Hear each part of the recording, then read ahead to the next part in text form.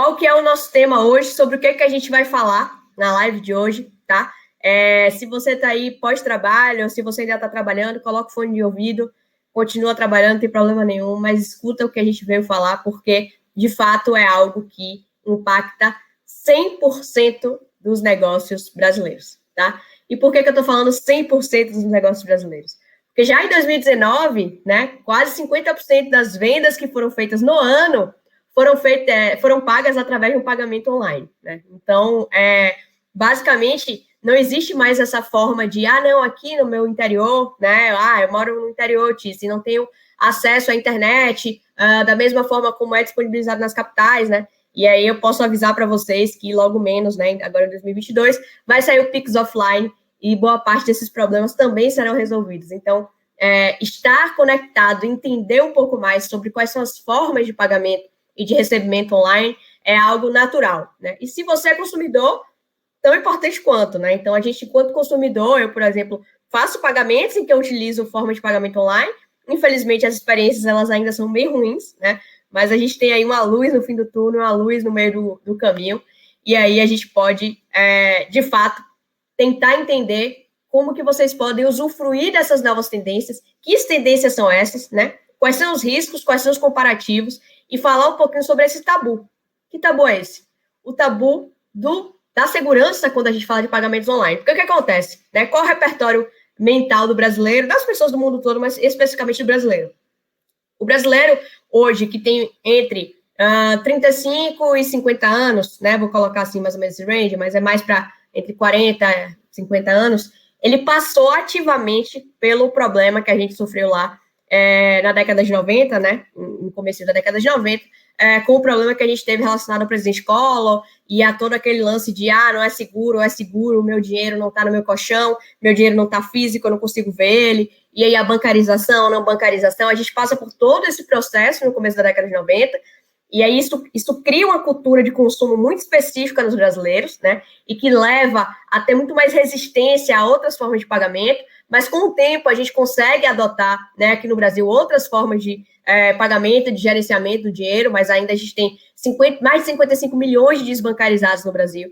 Então, são pessoas que ou não têm acesso, né, ao sistema bancário brasileiro, ou simplesmente escolhem não ter acesso, não querem, não fazem questão nenhuma, né, de terem acesso aí ao sistema bancário brasileiro, muito por insegurança, né? E aí, quando a gente fala principalmente de, não, pagamento online é muito simples, você vai pegar seu cartão, né, seu cartão de crédito, por exemplo, vai digitar os números, vai digitar um código que tem atrás, que teoricamente é um código secreto, que só você pode ter acesso, né? E aí você coloca aquilo ali e tá pago, né? Não te solicita, na maior parte das vezes, sequer senha para isso, né? E aí, essa experiência é uma experiência de tamanha insegurança que fez com que fosse construída uma indústria, né? Que é a indústria do antifraude, uma indústria para poder fazer com que menos fraudes acontecessem, né, e com que menos pessoas se sentissem inseguras, tanto as que estão pagando em relação aos dados que estão fornecendo, como principalmente, infelizmente, quem recebe o pagamento. Então, eu não sei se vocês sabem, né, mas a depender do mercado, você tem taxas aí de 30%, 40% de chargeback, né? O que é chargeback? Chargeback é quando uma pessoa efetua um pagamento, tá? E ela liga para a bandeira, né, um tempo depois, liga para o banco e fala, não reconheço esse pagamento. Esse pagamento que está lançado aqui no meu cartão de crédito eu não reconheço. E é muito mais barato em termos de operacionalização, tá? De uma carteira, de uma bandeira, né, no adquirente, falar, cara, tá automaticamente tornado do que imagine abrir cada processo de cada transação em que as pessoas ligam e dizem que não reconhecem a compra. Claro que tem muita parte jurídica aí envolvida, né? Tem outros aspectos, mas de uma maneira geral, isso acontece muito em determinados mercados. Mercados que têm os acessos muito fraudados. Por exemplo, evento. Então, evento sofre muito, o mercado de evento sofre muito com chargeback, tá? Então, são pessoas que querem fraudar o ingresso, né? E aí compram impressoras especializadas, e aí fica o mercado de eventos, coitado, tentando se reinventar o máximo possível para as pessoas não fraudarem o acesso, porque a forma de rentabilizar é bloqueando o acesso e cobrando por aquele acesso, né?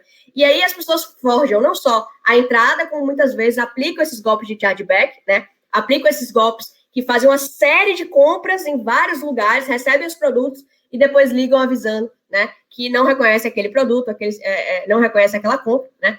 tem fraudadores que têm uma série de cartões diferentes, enfim. Existem vários tipos, né? O problema do brasileiro é o próprio brasileiro. A gente sabe disso, sempre fala sobre isso. Então, por isso que a gente vai falar hoje sobre esse tabu que é a segurança dos pagamentos online.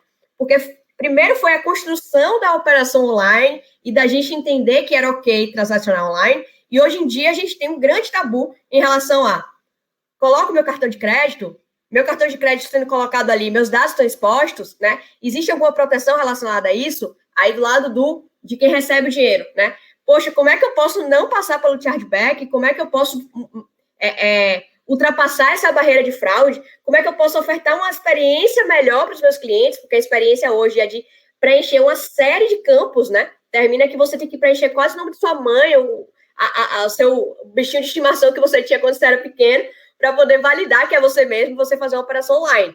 Então, você tem essa movimentação do mercado para online, mas você, infelizmente, tem um pensamento muito offline, né? Você tem um pensamento retrógrado. E aí, a gente traz esse tema hoje para poder explicar para vocês algumas das macro tendências que estão acontecendo e, principalmente, analisar criticamente elas, tá? Esse é o principal ponto. Então, vamos lá? Vamos começar. Vou compartilhar aqui minha tela com vocês. Deixa eu só dar uma olhadinha aqui para ver se está ok. A tela tá ok? Então, vamos nessa. Então, o tabu da segurança dos pagamentos online, né? Primeira coisa que a gente quer entender. Tice, como que acontece, né, essa transação online? Ou seja, quando eu coloco o meu cartão ali, né, eu vou pegar o exemplo do cartão de crédito, que foi o primeiro, tá?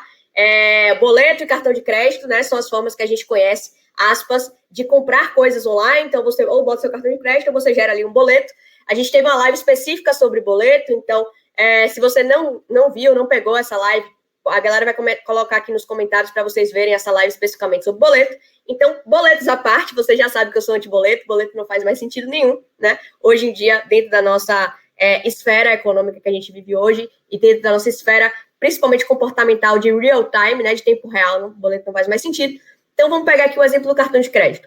Então, o que é que as empresas, né, que oferecem essas formas de pagamento, como Visa, Mastercard, principalmente as grandes bandeiras, tá? Elas geralmente encabeçam isso, e aí elas criaram um protocolo. Elas falaram, cara, para poder minimamente ter uma segurança nessa transferência online, né, nessa transação online, e eu garantir essa segurança, eu vou criar aqui uma forma, de fato, de conseguir segurar isso, tá? Então, como que funciona uma transação online? Existe um protocolo chamado 3D, tá? Esse protocolo ele foi criado numa versão 1.0, que eu vou falar aqui um pouquinho para vocês sobre ela, e está vindo aí, né, na verdade veio recentemente a 3D S 2.0, né? Eu ia falar 3.0. Então, o que é essa autenticação? É uma autenticação de 3 players, tá? Que é usada na maioria dos sites, nos aplicativos, em tudo que vocês veem, uma página de checkout, né? Que é a página de pagamento. Você tem ali a autenticação 3D. Basicamente, qual é o fluxo, né? O cliente fornece os dados do cartão no site ou no aplicativo, preenche ali, que é aquilo que eu brinquei com vocês, que às vezes coloca até qual era o nome do seu bichinho de estimação quando você era criança. É muito doido. E aí existe uma requisição, né, específica, ou seja, em termos de código, né, falando aqui para quem não é programador, eu vou tentar falar de maneira muito simples, existe uma requisição que vai para o MPI, que é basicamente uma central de autenticação. Essa central ela vai encaminhar isso para a bandeira do cartão, que vai falar, emissor de cartão, né, emissor Banco do Brasil. Você reconhece esse cartão existe? Não, enfim. Existe uma série de análises em relação ao risco, tá? Daquela compra, relacionado àquele cartão, e aí retorna uma aprovação para o vendedor. Beleza. Até aí, eu acho que vocês entendem bem como que funciona essa validação de 3D, né? Os players aí, no caso, são o cliente, tá? Você tem a bandeira e você tem o emissor, tá? Quais são os pontos negativos? São muitas etapas que acontecem, eu vou desenhar para vocês aqui, vocês vão ver a quantidade de etapas. Você tem necessariamente que expor muitos dados pessoais, tá? Então, você termina digitando ali muitos dados pessoais, o que termina ficando muito factível de não hackearem porque esse é o grande lance, né? Que a gente não entende. O ponto de hackear, do fraudador, dos cybercrimes, né? Eles não necessariamente vão ali na Cielo ou na rede, ou qualquer que seja ali a forma que você vai transacionar, quem vai transacionar aquele pagamento. Às vezes eles vão hackear o site, que é a ponta mais frágil, né? E eles vão instalar ali, estabelecer algo que vai gravar as telas e que vai sim pegar dados sensíveis, né? Então, essa forma que a gente tem de expor muitos dados pessoais, de preencher, de colocar na tela muitos dados pessoais, sem uma validação, né? Ou seja, o site ele não foi feito para você botar uma senha antes de colocar dados, certo? Então, você termina expondo ali muitos dados e tem uma demora muito significativa. É o que eu vou falar para vocês especificamente de uma experiência que eu tive, tá? Tava esses tempos, né, assistindo Big Brother Brasil, entendendo um pouco, além de me divertir, né? Eu sempre olho muito para a parte estratégica, né? Minha formação é mais da linha mercadológica, então a ativação das marcas me chama muita atenção. E aí a Americanas, ela faz um trabalho muito forte de mostrar que você consegue ter seus pedidos em até 3 horas, né? Então você pede uma coisa em até 3 horas, isso está na sua casa e tudo mais, eles batem isso num programa que tem amplitude, né, nacional. Ou seja, e eles não batem assim, veja se está disponível na sua região, etc. Eles simplesmente colocam isso, né? E aí, quando você faz a compra, e aí foi o meu caso, né? Eu fiz uma compra na segunda-feira passada, tá? E demorou 3 dias para eu receber um e-mail dizendo que meu pagamento ainda estava em análise. Aí passou um dia, eles emitiram uma nota fiscal, e passou mais outro dia, se eu não me engano, e eles falaram, pronto, agora seu pedido está pronto para ser enviado, né? Então foram mais ou menos 5 dias ali de avaliação dos meus dados de pagamento. Por que isso aconteceu? Provavelmente eu estava comprando para a gente Dia das Mães, para minha mãe, né? Eu e meu irmão, e a gente fez uma compra que era mais cara, né? Então, por ser uma compra mais cara, eu imagino que deva ter caído ali, entre aspas, na malha fina do antifraude, que é importante de existir, mas uma experiência péssima para mim. Até sexta-feira passada, eu não sabia se realmente eu tinha conseguido comprar ou não tinha conseguido comprar, e mais, eu não sabia se a logística ia dar conta de chegar a tempo, né? E nem sei ainda se vai dar tempo de chegar para minha mãe ou não. Então, a experiência de compra é uma experiência de compra muito ruim, tá? Além de, em alguns casos, tá? E aí, não falando especificamente da Americanas, né? Mas em outros pontos, você precisa sair do ambiente que você tá, abre uma outra janela e aí você preenche tudo, né? Quem usa aí PayPal sabe disso, e alguns outros. Você sai do ambiente que você tá se relacionando com uma marca em específico, e essa marca, ela te obriga a você se relacionar com outra marca que ela escolheu, né? Para que você possa preencher ali todos os dados. Então, tem uma demora muito significativa da validação, tem mais players envolvidos e, por isso, naturalmente, mais risco de antifraude, tá? Ou de antifraude, ó, de fraude, beleza? Então, vamos lá. O que seria essa autenticação 3DS, né? Ou 3DS 2.0, como está sendo comumente chamado. Ela foi lançada pela EMV Company, né? Na verdade, é uma cooperação. É uma cooperação dos principais bandeiras, dos principais players, tá? Visa, Master, bancos, etc. Essa 3DS especificamente foi a iniciativa da Visa com o Banco do Brasil. Eles encabeçaram o piloto disso, né? Mas hoje em dia você já tem isso espalhado. A Master também já internalizou esse protocolo e tudo mais. E ela tem um fluxo interno muito parecido com a 3D, né? Que é colocar os dados lá, esses dados vão ser validados, vão ser autenticados, etc.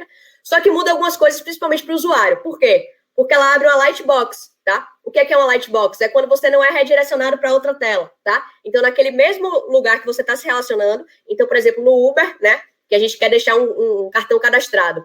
Você, ao invés de ser redirecionado para alguma outra página para poder cadastrar, né? Não sei se alguém já teve experiência, logo no começo do Uber, com o cartão de débito, você era redirecionado, né? Você não conseguia fazer aquilo ali no próprio aplicativo. Então, é comum agora que isso aconteça, né? E diminui bastante o pedido excessivo de informações, porque vai reduzir, de fato, a desistência ali no checkout. E aí eu queria mostrar para vocês um pouquinho, né, como é isso na prática, tá? Então, o processo de autenticação em si, ele essencialmente é o mesmo, tá? Com foco né, nos usuários, mas a mudança, principalmente, é que vai aparecer aqui uma lightbox, tá? Você preenche as coisas dentro, meio que no próprio fluxo aqui, e você tem um OK, tá? Então, elas podem ser passivas, uma verificação aqui simples, ou elas podem ser ativas com o que chamam de desafio. Se você já está ambientado aí com esses meios de pagamento, né, digitais, você sabe que, invariavelmente, o usuário pode ser colocado diante do que chama-se de desafio, que é colocar senha, biometria, Face ID, né, que é alguma coisa que, tipo assim, cara, não tenho tanta certeza aqui, deixa eu colocar um desafio para ter certeza de que essa pessoa é essa pessoa mesmo e eu posso confirmar. Então, eu peguei aqui um exemplo para vocês de como que tá? Esse fluxo, por exemplo, da Cielo, né? A Cielo é super atualizada nisso, é uma das referências, né, relacionadas aí a pagamentos digitais de uma maneira geral, tá? E aí você tem aqui, eu queria mostrar para vocês, só para vocês entenderem, quando vocês colocam um cartão e esse cartão é dado ok e você faz o pagamento, olha o que, na verdade, está acontecendo ali por dentro. E é isso que eu queria quebrar com vocês, esse tabu, mostrando para vocês o que acontece, tá? Preenche o cartão, tá? A partir do momento que preenche o cartão, o estabelecimento que é digital, né? Então, pense aqui como e-commerce, por exemplo, ele vai falar, Cielo, eu preciso de autenticação para esse cartão. Aí a Cielo vai falar, ok.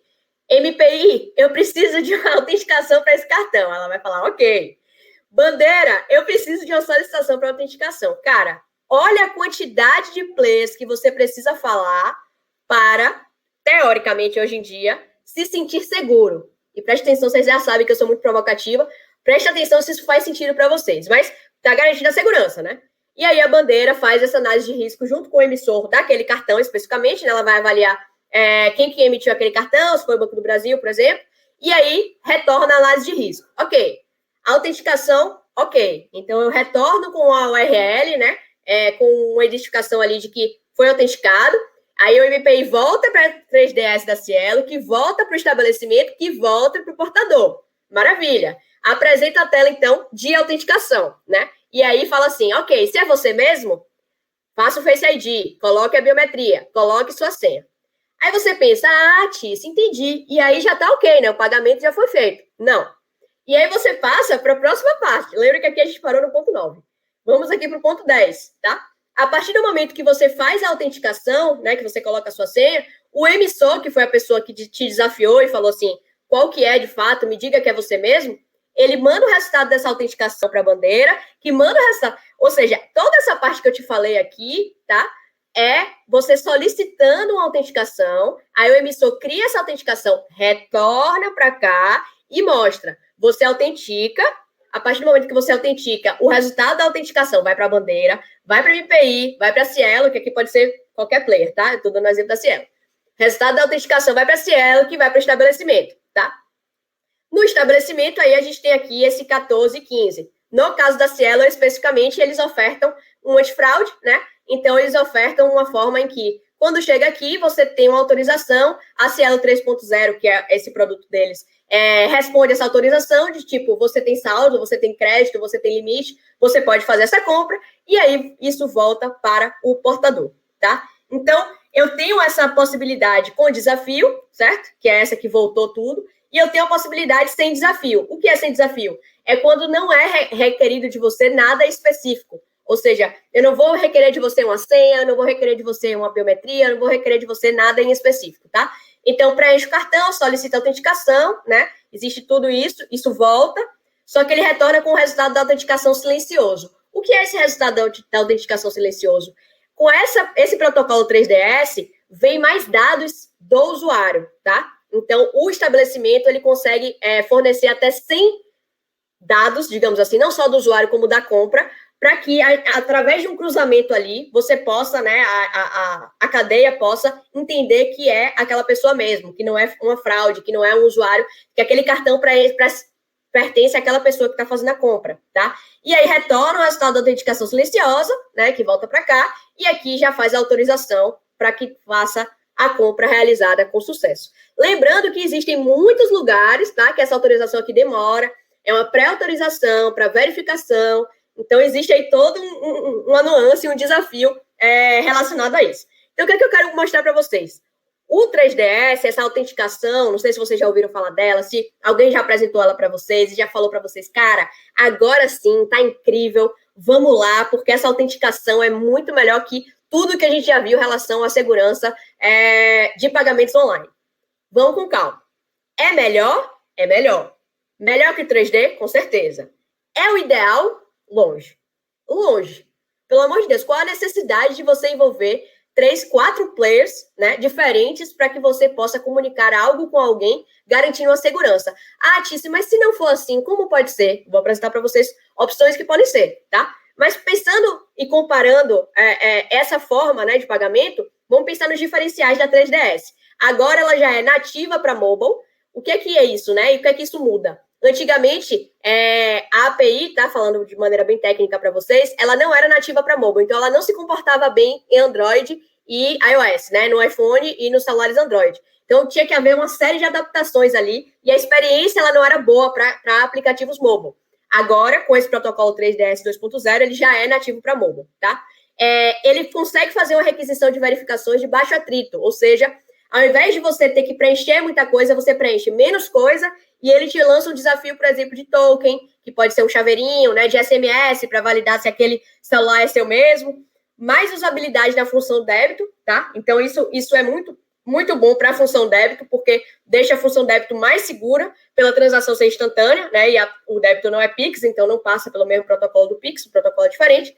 E a autenticação, ela fica separada, ou seja, mesmo se houver falha na transação em si, fica registrada para outras tentativas serem feitas sem gerar atrito para o cliente. Essa é a melhor parte, tá? Então, se você hoje já está usando um cartão de crédito cadastrado e deixa esse cartão em algum lugar, você já está usando, né? Essa empresa que você deixou esse cartão, ela já está usando o protocolo 3DS 2.0, tá? Então, se você falar, Tícia, é por isso que agora eu não preciso digitar todas as vezes o meu cartão. Isso. Aonde você precisa digitar todas as vezes o seu cartão, você ainda está usando o protocolo antigo, né? Não você, que não é uma escolha sua. Mas a empresa ainda está usando o protocolo antigo. Se você já consegue salvar e deixar salvo ali, é porque essa empresa já fez aquele processo de autenticação e agora, nas retentativas, você só faz o processo de autorização do pagamento.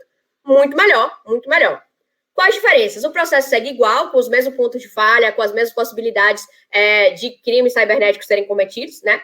A abertura de um lightbox é algo que pode gerar estranhamento para o cliente, então não necessariamente, né, você ser surpreendido ali com alguma coisa específica que não te pediam antes, alguma validação que não te pediam antes, vai fazer sentido na experiência do cliente, ele pode dropar, ele pode sair, né? É uma tecnologia pensada para cartões de crédito e débito, como vocês sabem, por exemplo, aqui na área, né, a gente meio que existe para tornar cartão de crédito peça de museu, então, para a gente, isso é algo que não faz nenhum sentido. E a transação para 3DS, ela termina exigindo muito esforço em comparação, por exemplo, com o Pix, né? Então, em relação a você implementar, protocolar, transacionar e ter as validações, é muito complicado. Por quê? Porque você vai ter que usar a 3DS, e aí você deve estar se perguntando aí, e o antifraude? Eu posso não usar o antifraude? Não. Por que não? Porque o antifraude, né, em crédito e débito, ele te protege de alguns outros fatores. Por exemplo, existe um percentual mínimo que você pode ter de chargeback para que uma bandeira continue, para que você continue aceitando uma bandeira de cartão de crédito ali. Por quê? Porque a bandeira não vai dizer, não vou... De 100 pedidos que veio de você, 70 sofreu chargeback, melhora aí sua experiência, porque eu não vou ficar bancando isso para você, certo? Então, o antifraude, ele tem protocolos que eles inibem o chargeback, tá? Eles têm toda a parte de proteção da marca, proteção dos dados. Então, soluções de antifraude, elas meio que são complementares a esse 3DS. Por quê? Porque é o que eu sempre brinco, né, falando com vocês, que já teve a oportunidade de conversar comigo em alguma reunião ou alguma palestra. A gente, no Brasil, ao invés de a gente resolver os problemas que a gente tem, a gente cria outras indústrias para que essa outra indústria resolva o problema. Então, se eu tenho um problema de segurança no crédito, eu não melhoro o crédito. Eu crio uma outra indústria chamada antifraude e essa outra indústria garante os parâmetros de segurança para o crédito, para que eu, como empreendedor, tenha que pagar 2 vezes, né? Então, o grande ponto aqui, analisando criticamente, melhora muito a experiência, mas você ainda precisa do antifraude, né? Senão você vai tomar chargeback. Então, ele não te protege do chargeback, ele diminui o percentual, tá, de usuários que podem estar ali se passando como alguém que não são, ele diminui substancialmente. É muito melhor? Com certeza é muito melhor. Resolve o problema? Não, não resolve o problema, tá? Então, aqui a gente trouxe para vocês algumas outras tendências, né, que são o NFC, contactless e o blockchain, para que vocês entendam um pouco como isso pode, de fato, também complementar, tá? Principalmente aí o blockchain, eu queria dar um destaque especial, vou falar um pouquinho disso para vocês. E o contactless, né, você já sabe que é o link de pagamento e o pagamento via Pix, que são pagamentos sem contato, que já nascem dentro do meio online, e aí ele já tem alguns protocolos que conseguem garantir uma segurança maior. Então, vamos começar aqui pelo NFC, tá? Então, o que é NFC? Para quem ainda não sabe aí, quem não está familiarizado, é uma frequência de comunicação por proximidade, tá? Então, você consegue estar até 10 metros, dizem por aí, mas pelo menos quando eu vou usar o meu, se eu estiver um pouquinho afastada, nem passa. Mas pode ser extenso até 10 metros, né? É compatível com os modelos mais modernos da máquina de cartão. Para mim, esse é o ponto mais importante hoje em dia, tá? Então, é bem bacana esse movimento que as máquinas de cartão fizeram para se adaptar, obviamente, ao contexto pandêmico que a gente está vivendo hoje em dia, né? Então, já estava acontecendo a troca das máquinas, né, do hardware ali, para ele ser compatível com o NFC. Não sei se vocês sabem, mas a maioria dos hardwares, dos aparelhos, ele já tem antena NFC, só que essas antenas são bloqueadas, tá? Então, no iPhone, por exemplo, né, por muito tempo, eu não sei como é que tá agora, inclusive, mas por muito tempo você tinha antena NFC, se você quisesse utilizar ali, né, eu sou sócia do ZigPay, que é um sistema de gestão de bares e baladas, e aí a gente queria testar algumas coisas, né, no próprio escritório, e quem tinha iPhone não conseguia testar, porque a gente usava um cartão por aproximação, né, a gente criou uma tecnologia de NFC, e aí o cartão consumo a gente queria testar, e a antena do NFC do iPhone na época vinha desligada default, né? Vinha desligada já por natureza. E aí a gente só podia testar em Android, para vocês terem uma noção. Então, teve essa mudança dos hardwares muito significativa e muito importante. Então, acelerou um pouco essa transformação, né? A substituição para que hoje em dia todo mundo... é por aproximação, né? As caixas adoram, inclusive, os caixas adoram. Porque eles, de fato, não precisam entrar em contato, teoricamente, com a gente. Só que, por segurança, né? Para que não seja uma coisa só por aproximação, existe um valor máximo que você pode passar ali sem a senha. Quem é preocupado com segurança nem gosta da aproximação, né? Porque realmente, se eu perder meu cartão hoje, por aproximação, a pessoa consegue fazer 1, 2, 3, 4, 5, não sei se 10 compras, mas 5 compras no mesmo valor, com certeza, porque eu já fiz, né? 5 compras no mesmo dia, só por aproximação, sem requisição de senha. Então, deixa o cartão algo muito vulnerável, tá? Então, o NFC, ele tem essa possibilidade bacana, mas ele traz com ele outros riscos, tá? Todos os smartphones de algum tipo de carteiras digitais, né? Eles usam hoje em dia, né, a aproximação, então você tem ali também, mais uma vez, o cartão, mesmo ponto, né? Não pede senha, não pede nenhum tipo de verificação específica, então você abre seu celular e você aproxima. Tice, mas aí você abre seu celular. Exatamente, você tem um tipo de autenticação.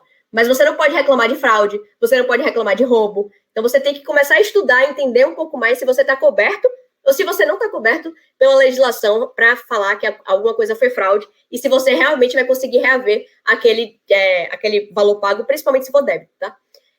Mesmo sendo de pouco contato, não deixa de tirar o contato, então ela é muito mais estético do que verdadeiramente seguro, né? Como eu estou passando aqui para vocês. E aí a gente tem aqui o pulo do gato, tá? Qual que é o pulo do gato? Aqui na área, né, a gente tem a tendência de se desafiar muito a pensar por que as coisas são como elas são, para entender se há espaço para inovação naquele momento e naquela indústria, né? Então, muita gente fala de blockchain e muita gente fala de blockchain achando que blockchain é a mesma coisa que criptomoedas, né? E tem muita confusão relacionada a isso. Mas o grande lance do blockchain é a capacidade de armazenamento de informação que ele tem de maneira dispersa e extremamente segura, né? Porque ele utiliza mais de um código. Então, se a pessoa que, por algum motivo, né, conseguir encontrar ali o pedaço da informação que essa pessoa tá hackeando, né? Ela não vai ter que só que encontrar, porque fica disperso na web, né? Ela vai ter que encontrar e ela vai ter que desvendar, entre aspas, ali, pelo menos 2 níveis de código para que ela tenha acesso a um pedaço da informação. Então, é uma forma de comunicação, né? Um tipo de comunicação, de agrupamento, que não é exclusiva de meio de pagamento, tá? Inclusive, hoje a gente está tendo cada vez mais aí o NFT, não lembro se o pessoal puder me lembrar aí no chat, que é a sigla que está fazendo com que você possa registrar imagens, né? E aí está aumentando bem mais a indústria de direitos autorais, principalmente para fotógrafos, né? Para pessoas que fazem arte digital, né? Que você consegue deixar aquilo ali como algo único e não copiável, e se alguém copiar em qualquer lugar, você consegue ter o rastreamento dessa informação. Isso é feito a partir de uma lógica de blockchain, tá? Então, funciona de uma maneira análoga ao torrent, não sei se vocês são dessa época do torrent, mas quem vai entender que é a fragmentação de dados como a criptografia, em que tem uma equivalência ali. Então, primeiro você cria uma camada ali de equivalência, em que a pessoa que tem acesso à mensagem não consiga ver a mensagem da forma que ela é, né? E aí você se comunica com sistemas de cryptocurrency, né? Então, essa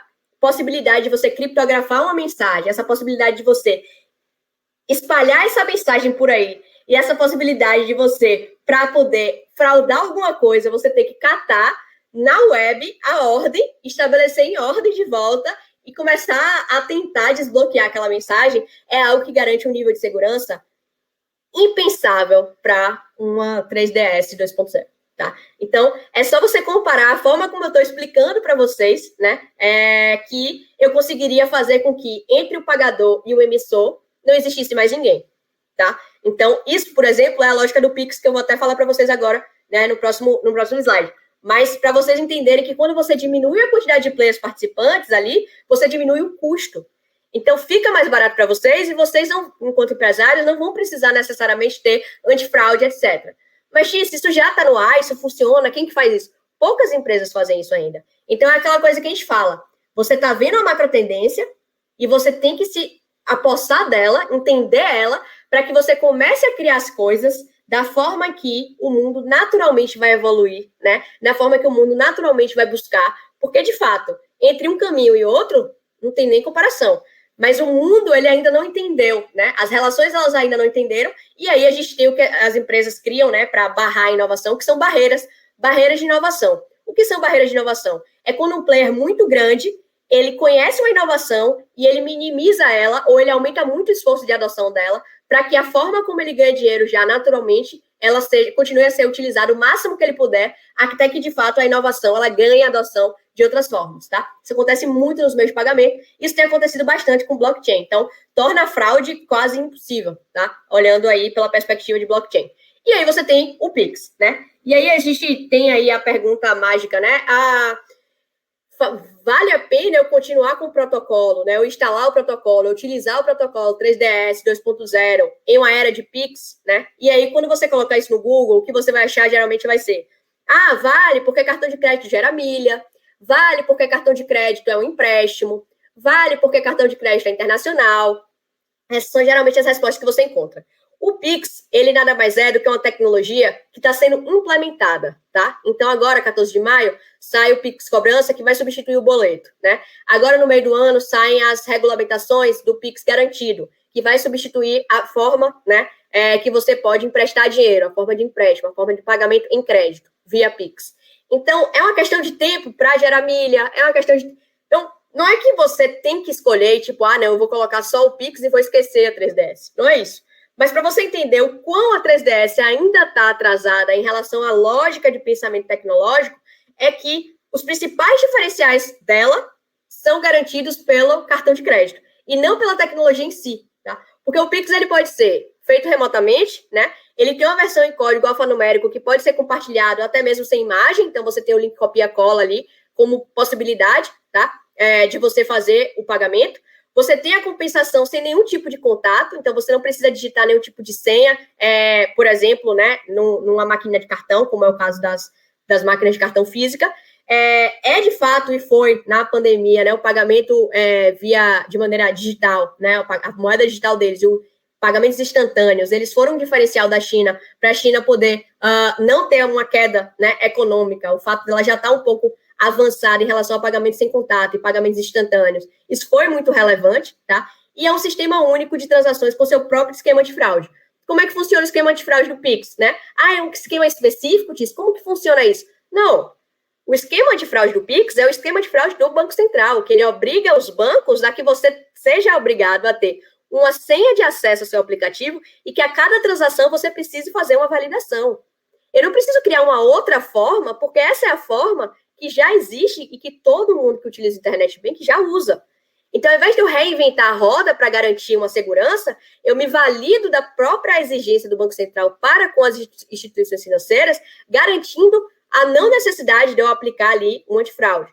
Tícia, mas já existem aí algumas premissas do Banco Central para combate à fraude. Claro, a fraude vai aumentar em relação principalmente a pessoas se passando pelo emissor, ou seja, tentando entrar em aplicativos de Internet Bank, para que uma vez que você entrou no aplicativo com a senha da pessoa ali, que aí sim você consiga emitir algum tipo de pagamento que não esteja seguro. Por quê? Porque as pessoas ficaram com muito medo da chave, né? A chave do Pix é a minha informação do celular, todo mundo tem acesso a isso. Ok. A não ser que todo mundo queira te transferir dinheiro, eu não estou vendo motivo pelo qual isso é um problema, tá? Porque a chave, ela é um apelido da sua conta. É justamente para que você não tenha que expor uma série de dados, não tenha que preencher uma série de dados, você apelida aqueles dados, aquele conjunto de dados com sua chave. Então, minha agência, conta, CPF, banco, eu apelidei elas, né? Eu apelidei elas com meu e-mail. E aquela ali é uma chave. Só que para eu conseguir fazer qualquer transação, eu preciso da senha do banco. Não tem outra opção, tá? Então, o Pix, ele já é inerente a ele esse ponto. E outra, não existe chargeback.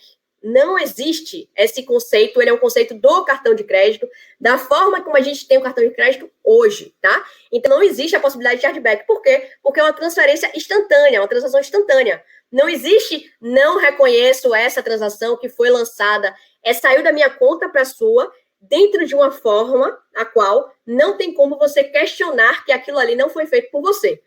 Tipo, Tice, não tem como nem juridicamente, claro, tá? Eu estou falando dos protocolos tecnológicos. O grande ponto do Pix, e aí eu passo para vocês na maior transparência, é a ausência de jurisprudência ainda, não se sabe ainda como vão ser lidados casos relacionados a Pix, né? Muito novo para isso, com certeza, e, de fato, o não entendimento das pessoas de que aquilo, mesmo com menos fricção, é mais seguro do que as coisas com mais fricção. Por quê?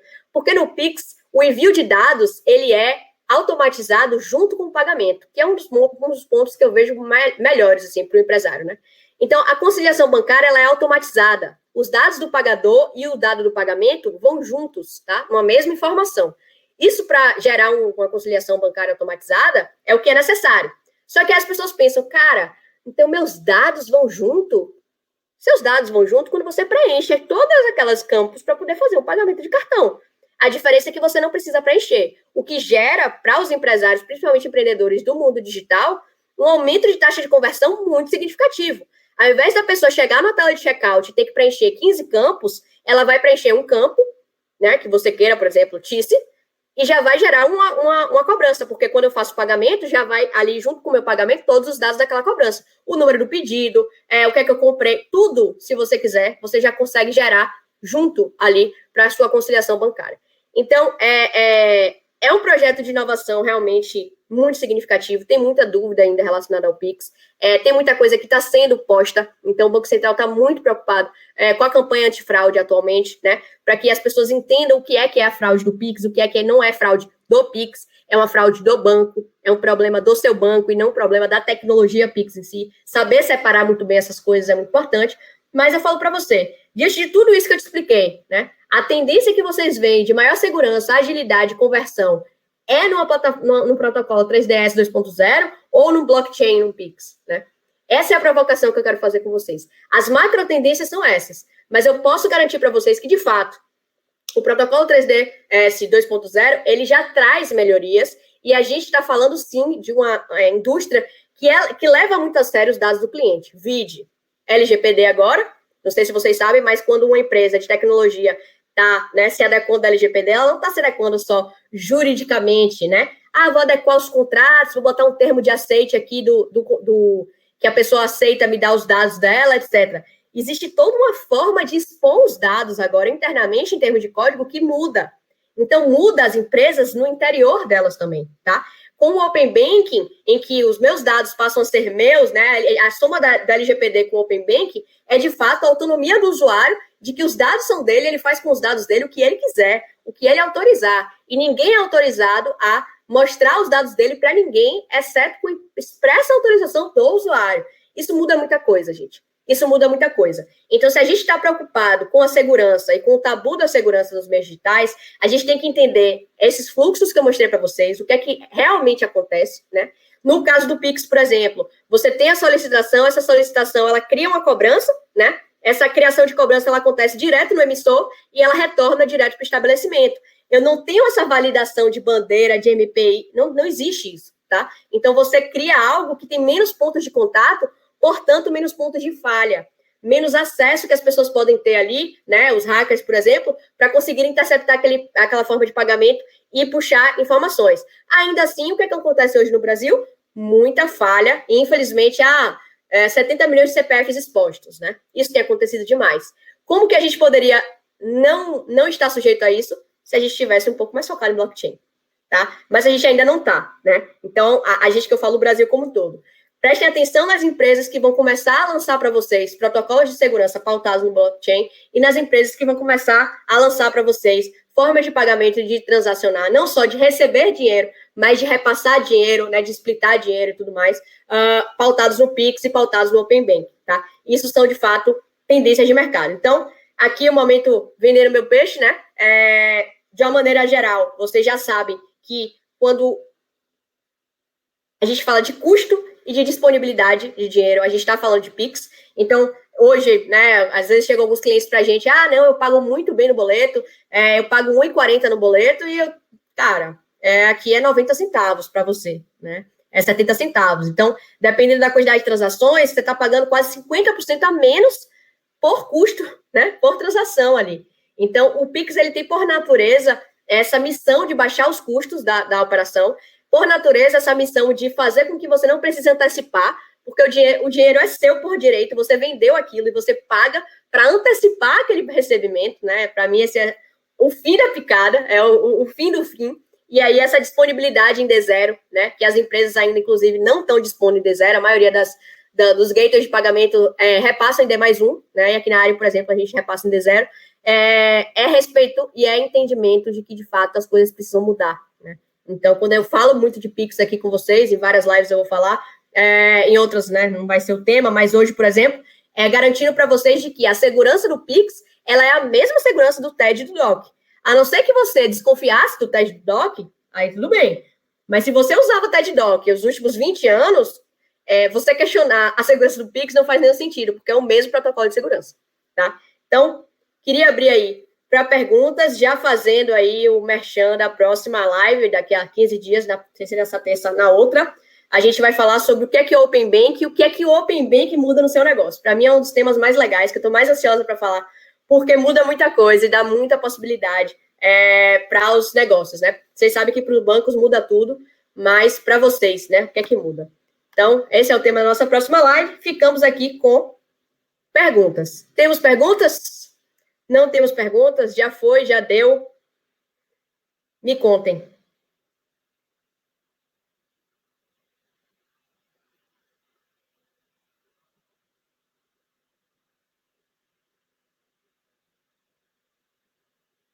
Esse silêncio eu sinto que é cri-cri. Ou ninguém entendeu absolutamente nada que eu falei, ou foi muito bem explicado e vocês sequer têm dúvidas.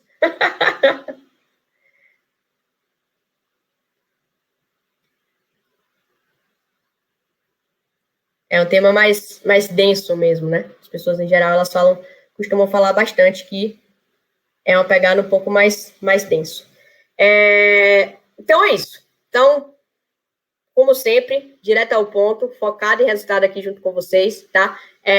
Espero que vocês tenham curtido. Se você não está assistindo essa live, né, em tempo real, pode deixar sua pergunta, tá? Pode deixar sua pergunta em comentário, pode chegar no LinkedIn aqui da área e deixar sua pergunta, vamos trocar ideia, vamos fortalecer o ecossistema, que eu acho que é muito importante que a gente fortaleça o ecossistema para que dúvidas não façam com que a gente não evolua, tá? Eu acho que esse é o ponto principal que a gente tem que focar e pensar, beleza? Espero vocês, de fato, terça-feira que vem, sem ser a próxima na outra, espero vocês aqui no LinkedIn mesmo, para a gente abrir mais uma vez esse link, trocar uma ideia, conversar um pouco, o que o Open Bank muda no seu negócio. Para os bancos muda tudo, e para você, já sabe? Vamos se ver, vamos conversar e vamos trabalhar. Fechou? Um beijo, a gente se vê.